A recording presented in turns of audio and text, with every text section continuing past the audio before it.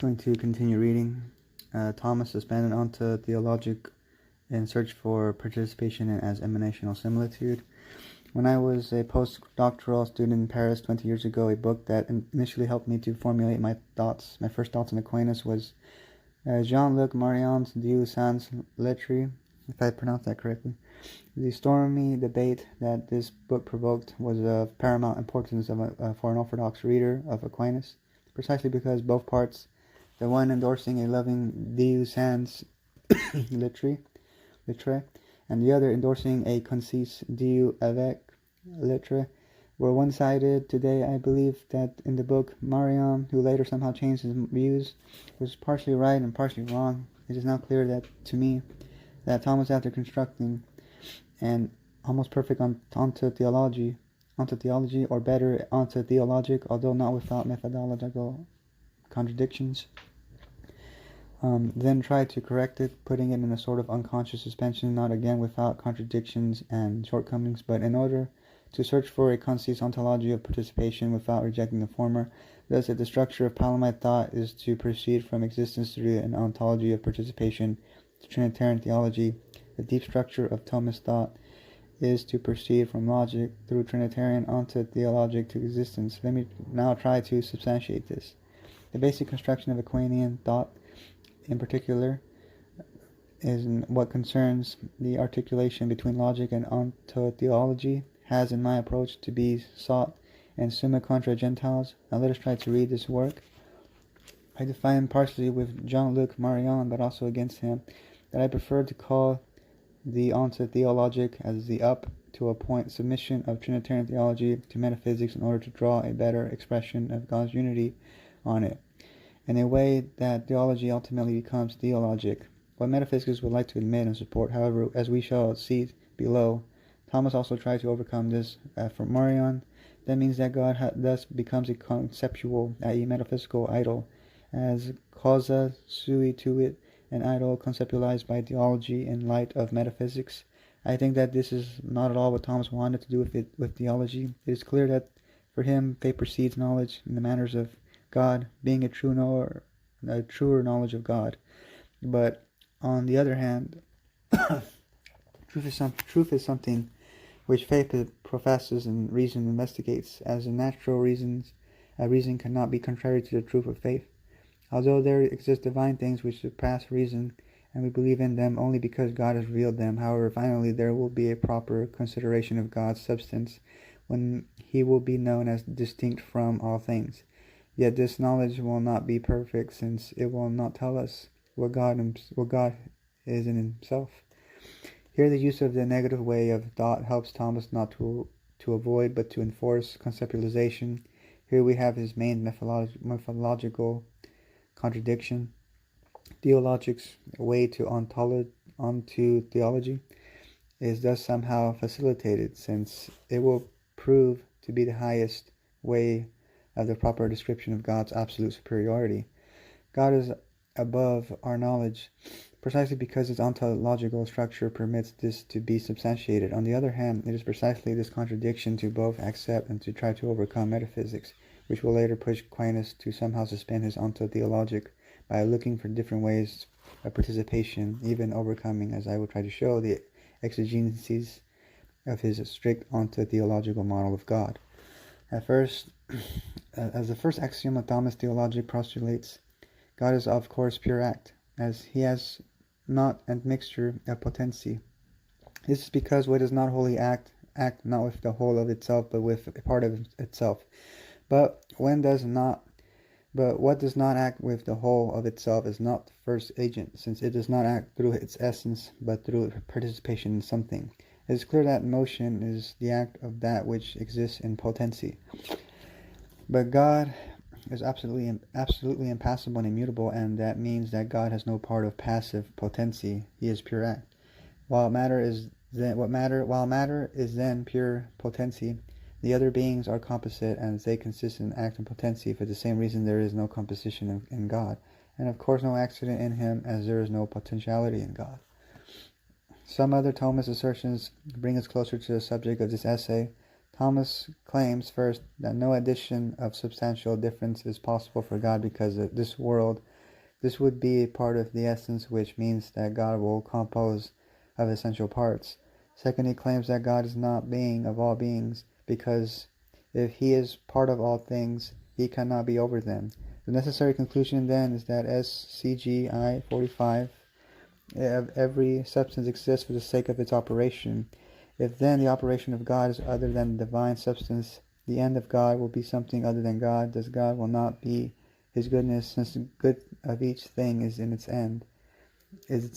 For the same reason, even the primary and essential object of God's intellect is nothing other than himself. It therefore seems at first sight obvious that it is impossible for the theologic to admit any divine act, operation, energy, going ad extra, as this would mean composition in God, in the sense that there is potency in him, acting not through his essence, but through participation in something outside him. For strong ontological reasons, God cannot enter the being of other beings, and he knows other beings as seen in his essence, while all things in their proper forms are in him, according to his active power, since God is the principle of every being.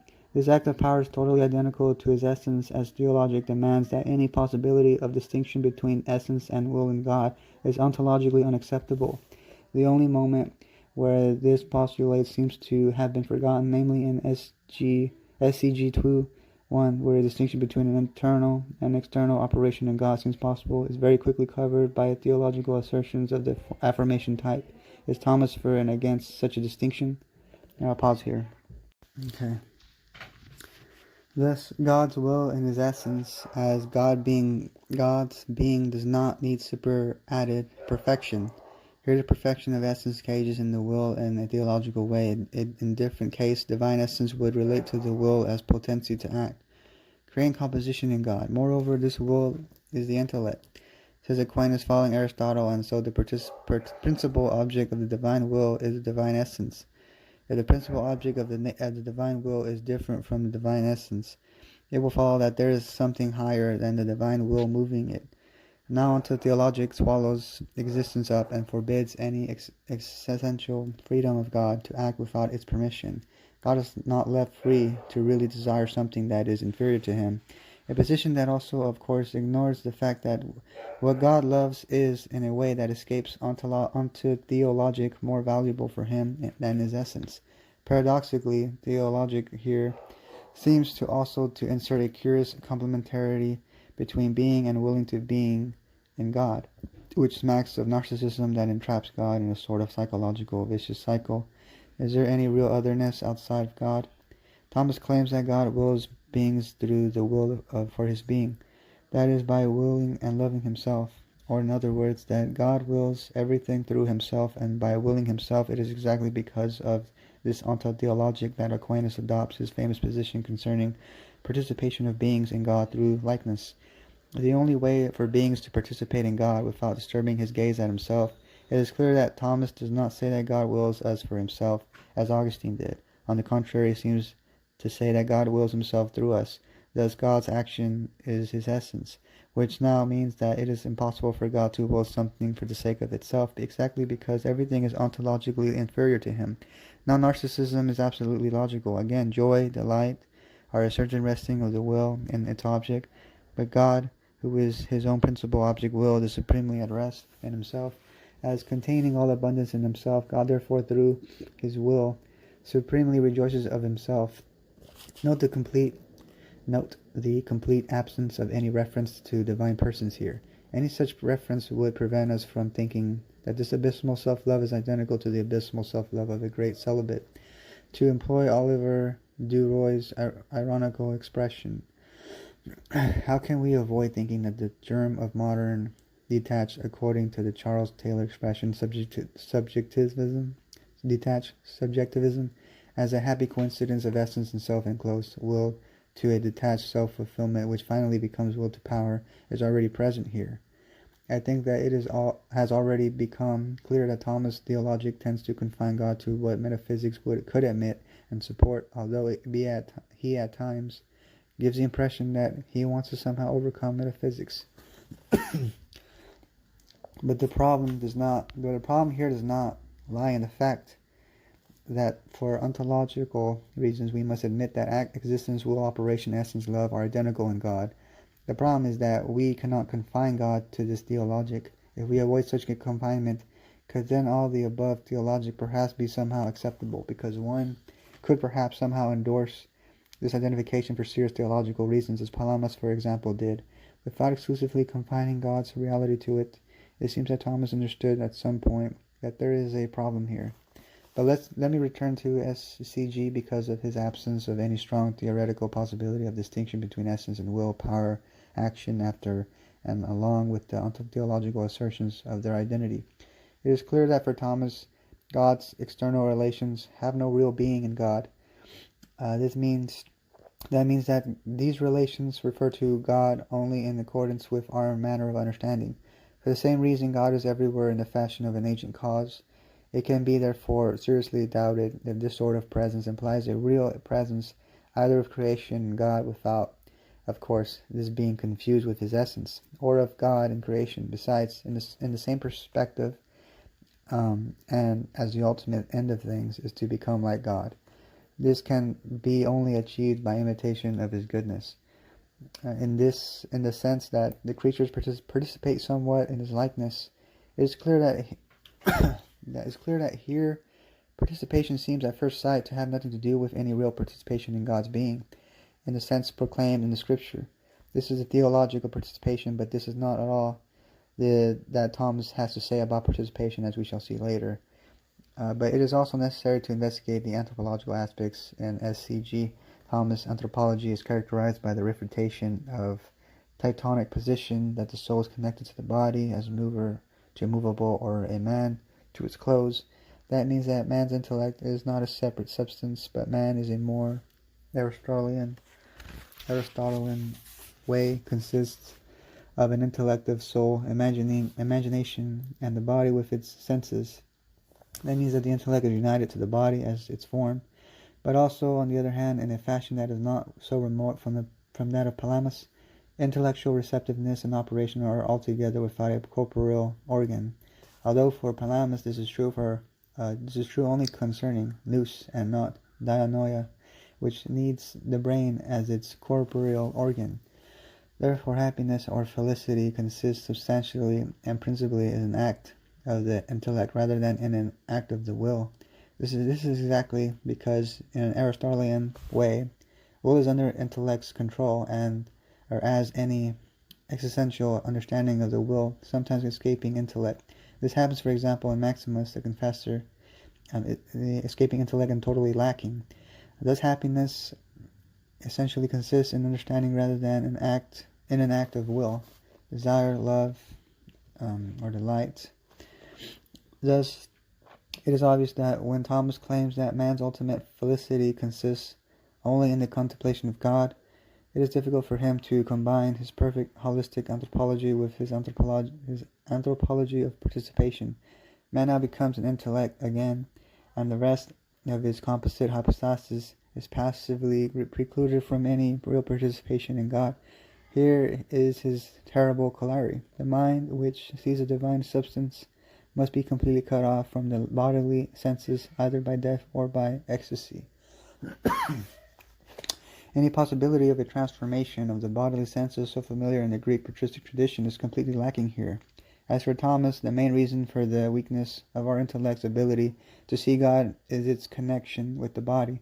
Consequently, all who saw God in this life saw him, either in reference to an imaginary vision or even a corporeal one. As the presence of the body seems to be an insurmountable obstacle for this vision, it is thus clear that Neoplatonical Aristotelian presuppositions of Aquinas anthropology powerfully persist.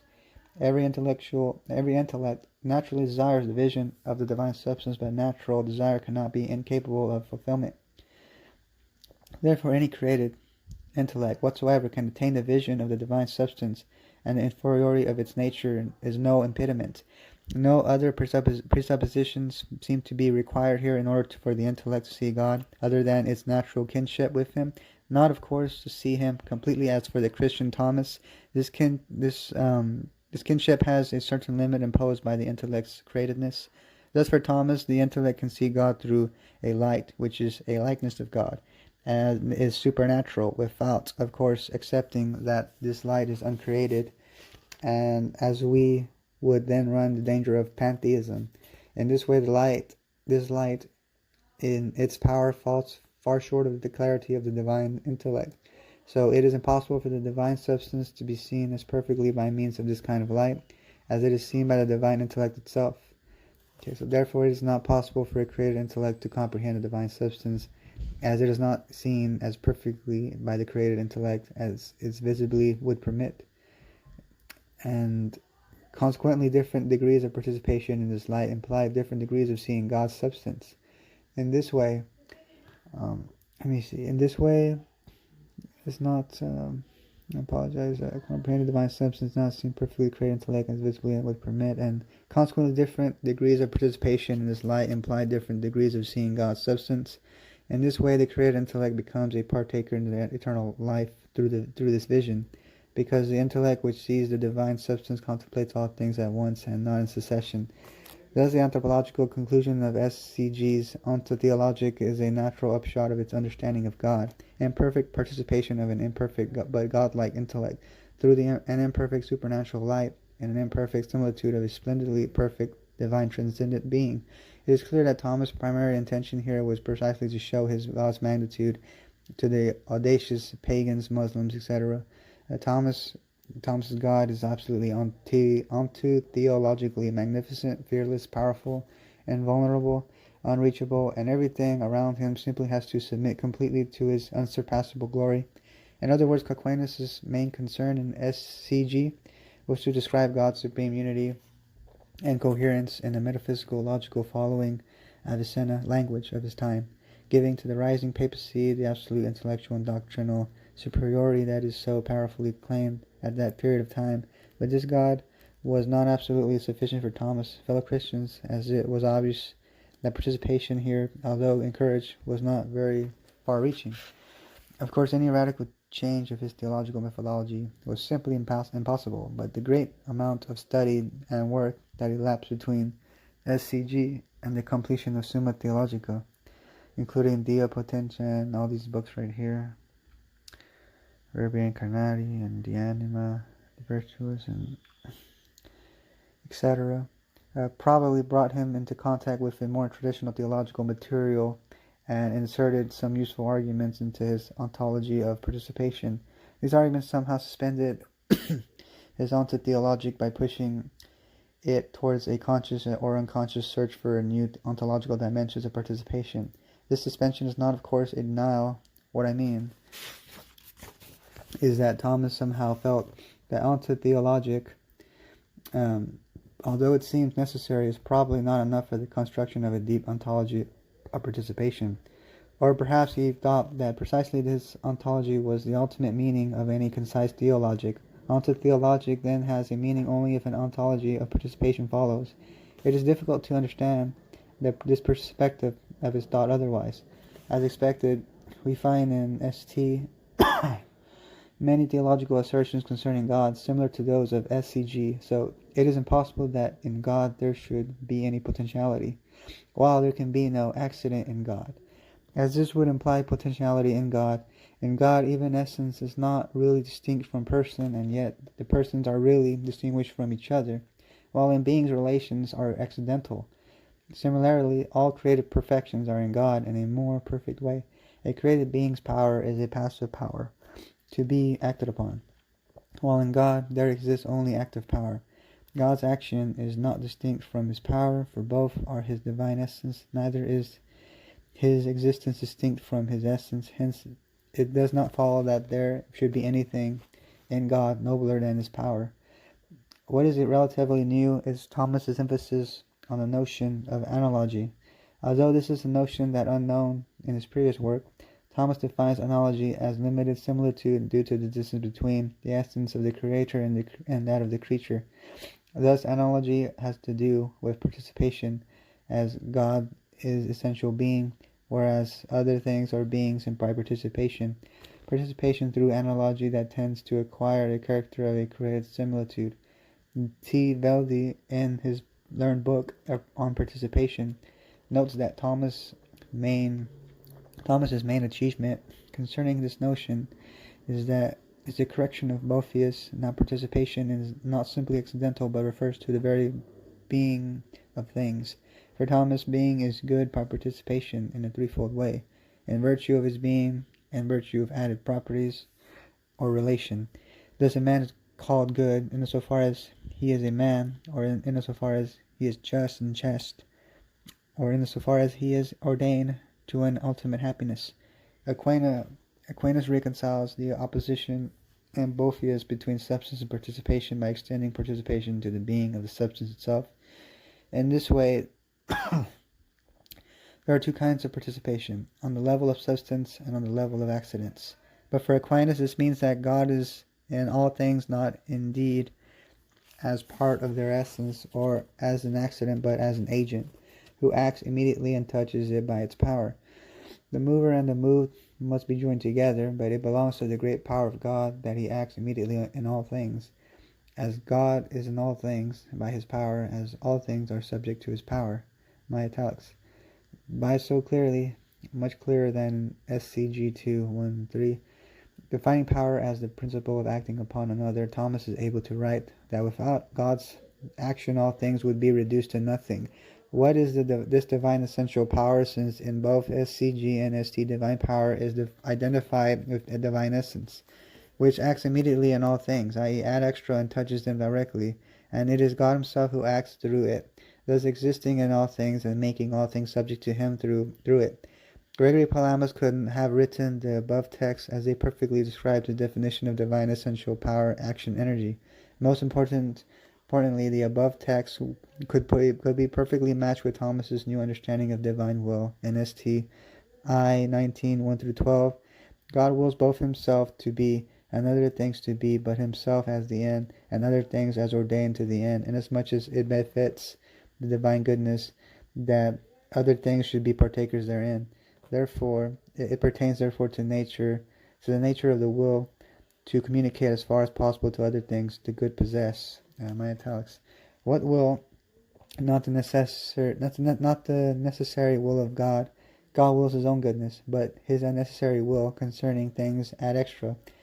It is obvious that here we have a clear distinction between essence and energies, or essence will, identical to that of Palamas and of the Greek fathers in general, which seems unthinkable in SCG. The theological frame has strictly remained the same, but a happy contradiction suspends it. In order to show both its truth and its limits, the divine power and action is now, on the one hand, identical to the essence and substance onto-theologically, but on the other hand, it acts outside it without any ontological danger of a possible elimination of God's being or its simplicity.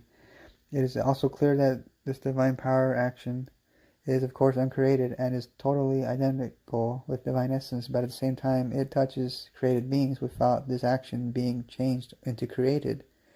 God's will cares unnecessarily for created beings without disturbing his necessary will or distracting it from its devotion to the fullness of divine essence. A fully palamite Thomas thus emerges. It is not, of course, without surprise that after the above claiming concerning that touching of the creatures by divine will, one reads, "Therefore there is no real relation in God to the creatures, whereas in creatures there is a real relation to God, because creatures are contained under the divine order, and their very nature entails dependence on God. How can there be no real relation in God to the creatures when he wills both himself to be and other things to be?" Onto-theologic can sometimes become an obsession where action and will tend to retire to their high solipsistic castle. This is why finally for Thomas the effect does not participate in its cause, but it is in its similitude. Otherwise things could be divine by essence. This similitude is multiplied in many things, and no one has it in his wholeness. Thus, analogical casualties implies a deficient likeness. While analogy itself is a reduced similarity, and creation is a kind of fall. To be precise, there are two kinds of likenesses: one to God's essence, and a second to his intellect. Creation is a fall in regard to God's essence, while it is very good in regard to his intellect, but apart from the obvious return to theologic, what remains is that God seems here to act in absolute unity of action and essence, being absolutely and essentially present in the world. God projects another being outside him by analogical similitude, and rules it and touches it. Ontotheologic can thus theoretically become an ontological ground for participation, and then its suspension simply means the possibility of its expression is an ontology of participation. But it is clear to me that Thomas cannot do this alone. But let me now switch to Thomas's understanding of beatitude. There are two kinds of beatitude here. First, the beatitude of God, i.e. the perfect good of an intellectual nature, and second, the beatitude of every intellectual nature, which consists in understanding now in God to be and to understand are one and the same thing, differing only in the manner of our understanding them. Besides, beatitude must therefore be assigned to God in respect to his intellect, as also to be blessed, who are also blessed, beatitude by reason of the assimilation to his beatitude. Furthermore, it is clear that beatitude is a created thing in beatified creatures, but in God it is an uncreated thing. It seems again absolutely impossible for the creatures to participate in God's being as it really is, because every created beatitude pre-exists wholly in a more eminent degree in a divine beatitude. Analogically, thus creating an ontotheological gap between what God is and what of him is participated in. It is curious enough that the Thomists who complain about Palamas preventing us from participating in God's essence by his doctrine of the energies do not see that for Thomas any such participation is much more strictly forbidden. What is the reason for this beatitude of the creatures to be created and not by grace, and not, of course, by nature uncreated? Anna Williams answers that if beatitude were uncreated, what was once created can now somehow become uncreated. But in Greek patristic thought we find the concept of the mode of existence, a Cappadocian Trinitarian concept that Maximus transferred through Christology to the ontology of creation, thus influencing Palamas. Which permits us to understand that created nature can be acted upon beyond its terms, changing its rank of existence into uncreated by grace without losing its createdness. Thus, as the ultimate beatitude of man consists in the use of highest function, which is the operation of his intellect, if we suppose that the created intellect could never see God, it would neither never attain to beatitude, or its beatitude would consist in something else besides God, which is opposed to faith. Furthermore, there is in every man a natural desire to know the cause of any effect which he sees.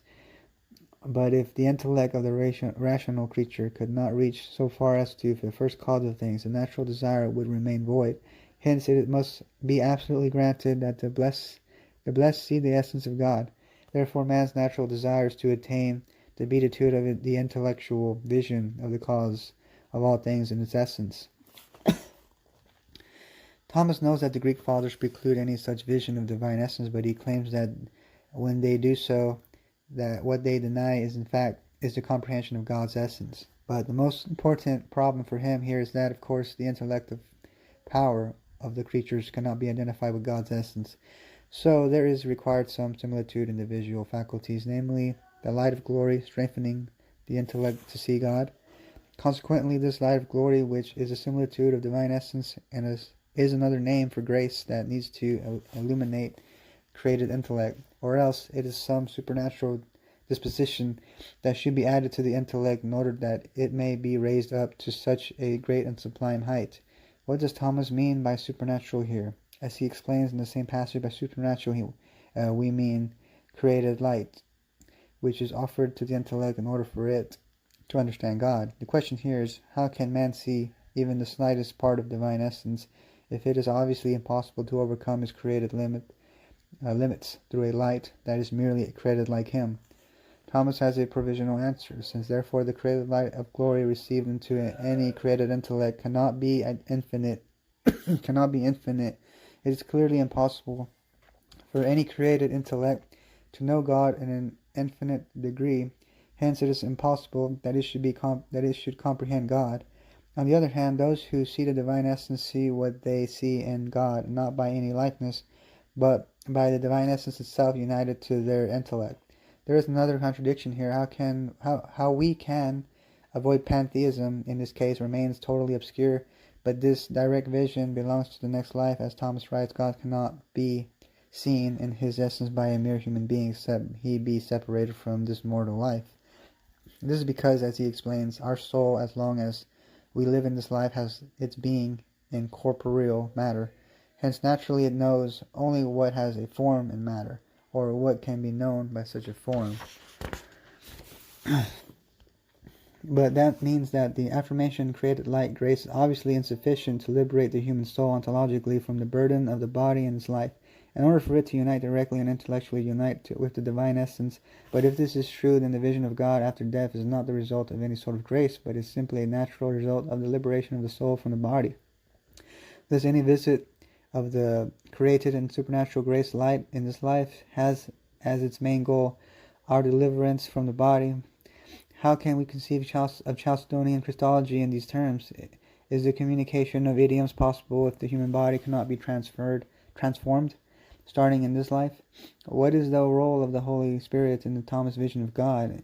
Is his role confined to helping us to get off our bodily nature along with the passive part of our soul, and do we need the Spirit at all for something like this? Despite the shortcomings always due to the excessive role of ontotheologic in Thomas's mind, which often risks suffocating his ontology of participation, there is a series of challenging claims in his thought that can be read positively. The fact that God's action is absolutely one and the same with God's essence, and thus it is God himself who acts outside himself, along with the fact that beings acquire both their essence and their beatitude by participation in God, and that despite the failure of the created light, this has finally somehow to do with participation in divine essence. These are only some of Thomas's positive points. What is undoubtedly absent in his theological consideration is, first, the question of the human body, as we have seen, and second, divino-human synergy. Now, Thomas deals with synergy in his work, Contra Erroris Graecorum, sorry if I pronounced that wrong. In chapter 23 of this work, he deals with the question how the assertion the creature cannot cooperate with the creator, it is to be understood. Thomas distinguishes two kinds of synergy. First, we have synergy as it affects conjointly with another the same operation, as when two men carry a single burden or drag a boat. Only the person of the Trinity has such a synergy. Second, there exists synergy when we have worked towards the same effect by a different power, as a servant cooperates with his Lord. Obviously, this is a type of synergy between man and God. Aquinas clarifies that synergy has nothing to do in respect to those effects which are immediately from God, such as creation and sanctification. It is clear that here we have a non-dialogical synergy cooperation between man and God, a synergy that is rather a submission to the will of the Aquinas ontotheological giant. It is really difficult for Thomas to admit any real dialogue between man and God concerning, for example, deification, not because he theologically identifies essence and will in God, since he also distinguishes them, as we have just seen, but because he knows only of this sort of communication between them that is described and confined by the term similitude. Similitude in this way is God's protective wall. It is the analogical locus of divino-human encounter, where God can be touched while left untouchable, while the creatures passively reflect his glory. Although there seems to exist an expression of divine will ad extra, its theological presuppositions do not easily permit a real encounter with a free will outside it. And this is why I think Thomas uses the word emanatio here, that is the influx of being from God into creatures. Tiveldi explains, the term emanation refers here to the process by which a nature, especially living nature, reproduces itself or expresses itself in a relation to others by producing another self. So producing another self. If this is true, and if it is true that for God to know himself and to express himself in his knowledge is identical with his essence, then there is an inner distinction in God, i.e. another self, as a procession, and through it an emanational relation to created otherness. The big question here is, does this analogical emanational similitude produce a real otherness outside God? In other words, is this self-expression something more than an analogical created and reproduction of God's self into another self? And how can we avoid any such fatal monophysitizing and pantheizing emanational reproduction through analogical similitude without complementing the mentioned analogy with an analogy of dialogical sin energy as described in the first section of this essay? How can we say Thomas without Palamas? Concluding distinction, the battle of analogies. It seems that we primarily have before our eyes is two different conceptions of analogy. The palamite view is the traditional Greek patristic understanding of analogy as an analogical action between different beings. Analogy here always means a synergetic dialogical reciprocity, where these beings come into communion thoroughly, not only intellectually, and energy is the circulating gift of love between them. This dialogical reciprocity, if I said correctly, is finally nothing else than the eschatological, personal, and formation of human nature in Christ by the Spirit. It is clear that for Palamas, the essence-energy distinction implies no danger for divine simplicity, as energy is the willed, personal expression of divine being. We can even express Palamite thought on this point in a very simple way by giving a human example. What Palamas wants to say is that when I read one of his works, I am in a dialogical sin energy with his energy, which produces the work. His energy of writing and my analogical energy of understanding his work enter into a dialogical encounter where both of us, the author and the reader, are essentially and wholly present. Palamas is totally and essentially present in the single work of his, but I know that even if I read and understand this work, along with the rest of the works produced by him in the course of his life, I cannot say that his essence is exhaustively expressed or described in these works. Thus, the essence-energy distinction highlights that the hypostatic essence is always more than the sum of its volitional expressions, although in every such expression all the essence is present and participated in. By inexorably binding logic and ontology together, and is more or less Aristotelian ontotheologic, Thomas has difficulties in convincingly articulating the distinction in identity between the act of will and the essence. The Greek patristic distinction between will and essence in God is in a way a consequence of this distinction between logic and ontology, which Thomas is afraid of. This is because of their relational construing of essence, both in God and creation, as an event of dialogical circulation, unlike the Thomist philosophical understandings of essence as an event of self-enclosed ontological necessity. The Trinitarian circulation of essence, the homoousion,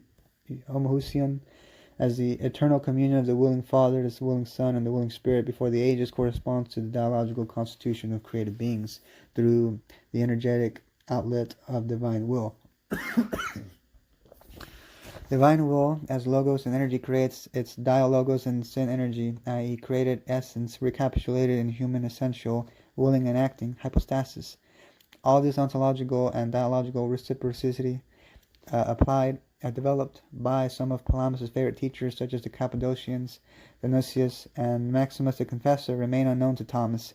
Had he known of this ontology, he would have been able to express better his own concept of analogy, which, without the aid of the above ontology founders on the limitations of his language, Thomist analogy is not a dialogical, based upon a dialogical understanding of the will, which is then not only identified with essence, but also existentially distinct from it.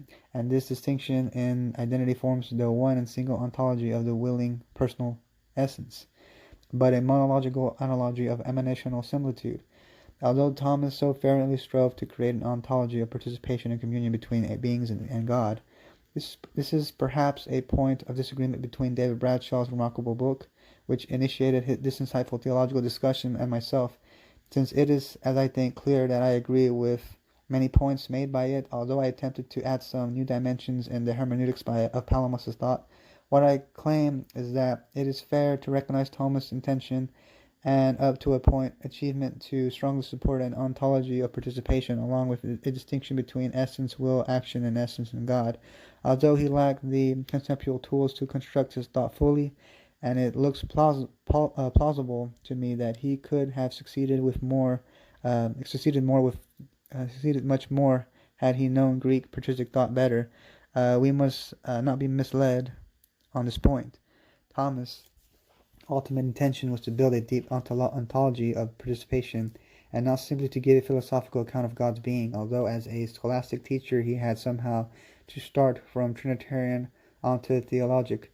On the other hand, it is true that the polemic nature of palamite work prevented him from properly and fully underlining the reality of God's unity, and this is also true concerning Christology. Only careful readers who exhaustively know his work know the passages where Palamas reveals the Christological and Trinitarian foundations of his doctrine of energies, which indeed are as few as the Thomist allusions to the divine, to the essence-energy distinction. Modern Orthodox devotees of Thomas should be careful on this point. One of those is David Bradshaw's opponent, David Bentley Hart. Hart is a gifted theologian with a passionate devotion to the theology of participation expressed by authors such as Gregor of Nyssa and especially Aquinas. But Hart seems not to be bothered by the pantheizing passivity and the intellectualism and the necessary identification of God's with his revelation to the world, to which his Thomist persuasions have led him. On the other hand, he is very sure that, inasmuch as Thomas explicitly denies that the mind that enjoys such a vision can ever comprehend the divine essence, and even states that the mind does not actually possess an immediate intuition of the essence, but sees God only through a certain created glory, instilled in the intellect by the operation of grace. Inasmuch as Palamas, however much he denies that any intellect can penetrate the divine essence, also wants to affirm that God's operations communicate the real presence of God to the mind. It is not entirely clear that the two positions are divided by anything much profounder than the acceptations of their preferred metaphors. First, there is no created grace communicated to the human mind in Palamas, but a dialogical energetic encounter between the uncreated essential divine grace energy and the created essential human energy that responds, changing the mode of existence of human nature without altering its created essence. Second, Palamas is adamant that the passive part of the soul belongs, along with the body, also participate in the uncreated glory, God's being, i.e. God's being. Palamas is not a mere intellectualist, and what concerns him is not simply transformation of the mind, but the psychosomatic anacrasis of the divine nature with the created here and now. Third, the palamite divino-human encounter possesses a strong and compulsory koinonetic perichoretic dimension, which is almost entirely absent in a Thomist similar encounter. Fourth, for the Palamas, there is no created similitude meditating between God and creation. Participation is directly in the divine being through energy. Fifth, it is clear that for Palamas, any mere emanational account of participation risks becoming a pantheistic reflection of divine glory upon passive created mirrors. Sixth, although Thomas cannot be called an essentialist, it is obvious that for the above reasons, the reality of personhood is more evident in Palamas' ontology of participation. So, what we need is not the happy but simplistic recognition made by both David Bentley Hart and Anna Williams in her book above, that Thomas and Palamas basically say the same thing. We need to try to establish a complementarity between them. This possible complementarity has to be based initially upon a good knowledge of the text of the Fathers. Hart misreads the text of the Greek Fathers, and especially those of John Damascene, when he avers that they absolutely identify essence and will in God, as if the generation of the Son and the inspiration of the Spirit were the same thing as the creation of the world. Bradshaw is right when he claims the opposite. In any case, both the unity and the distinction of will and essence in God are safeguarded in those texts, where there is place in the patristic text for both the unity and the distinction between essence and energy, essence and will, or essence and hypostasis in God, without any contradiction, or without compromising divine simplicity. On the other hand, it is evident that Orthodox theology absolutely agrees and must agree with Thomas Thomas's persistent emphasis upon God's unity, which sometimes tends to be forgotten by some modern Orthodox theologians. What is finally true is that as I have tried to show, the intellectual structures of the two thinkers are different, but the fact that Thomas concludes with what Thomas concludes with what Palamas started and tried to defend in his lifetime, namely the need for existential realization and participation, makes the issue more important. Thomas' total silence after his existential encounter with the divine, with the light on 6th of December, 1273, is the total silence of the remote cave of the Skeet of Veroia, when Palamas started his ascetic struggle.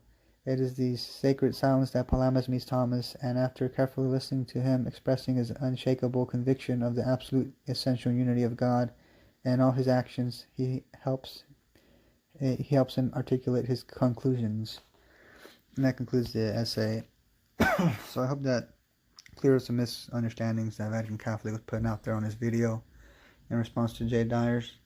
So hopefully I read clearly and you understood what was being read. I mean, I'm not an expert. I still have to, read over it, but I felt like it addressed a lot of the problems that I saw, the assertions and claims that Vatican Catholic was making on Orthodox theology, being, polytheistic or something like that.